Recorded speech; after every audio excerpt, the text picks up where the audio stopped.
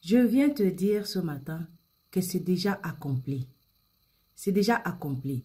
Jean chapitre 19, verset 30 dit, quand Jésus prit le vinaigre, il dit, tout est accompli. Puis il baissa la tête et rendit l'esprit.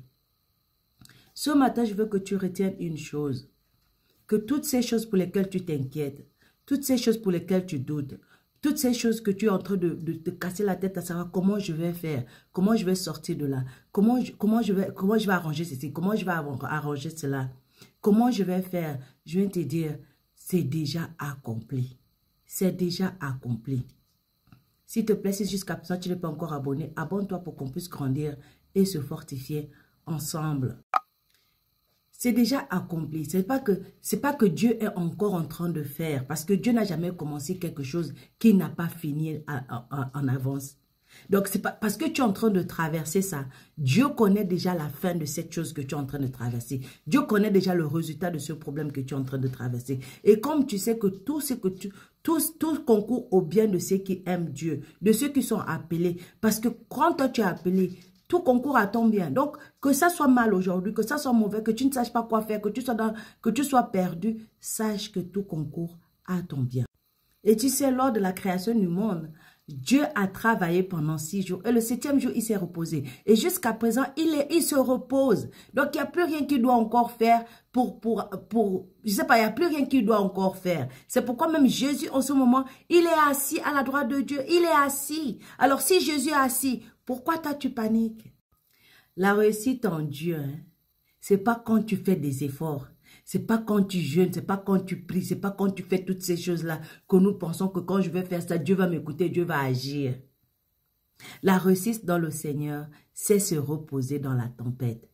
C'est savoir compter sur lui, sur la situation que toi tu ne peux pas, que toi tu penses impossible pour toi. C'est savoir compter sur ses promesses pour toi. Et savoir que toutes ces promesses pour toi sont oui et amen.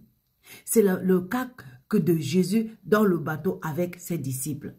Le vent arrive, les tempêtes, les tonnerres et tout. La situation est compliquée. Ses disciples sont perdus, ils sont en train de crier, mais qu'est-ce qui ne va pas? Ils sont allés réveiller Jésus qui dormait à point fermé.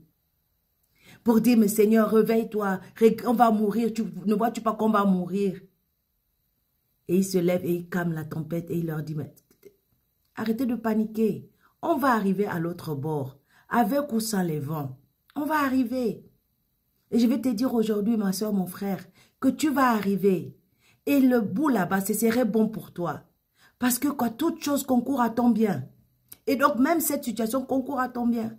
Et si tu résistes dans la tempête, si tu peux te reposer dans la tempête, tu peux dormir dans la tempête, tu sais que la victoire à 100% t'appartient. Donc, arrête de t'inquiéter, de dire, Seigneur, regarde ce qu'ils me font, regarde ce qu'ils disent, on m'a critiqué ici, on m'a volé ceci, on m'a pris cela, Seigneur, viens m'aider, Seigneur, viens me délivrer. Il te dit, relax, relax, repose-toi sur mes promesses, repose-toi sur moi, repose-toi sur ma parole et prends exemple sur moi. Quand tu te reposes sur moi, moi, je prends soin des situations parce que c'est déjà accompli. Un ennemi ne peut jamais gagner sur toi. C'est pourquoi David dit, dans Psaume chapitre 37, à partir du verset 25, il dit, « J'ai été jeune, j'ai vieilli, et je n'ai jamais vu le juste abandonné, ni sa postérité mendiant son pain. » Alors fais confiance à Dieu. Shalom.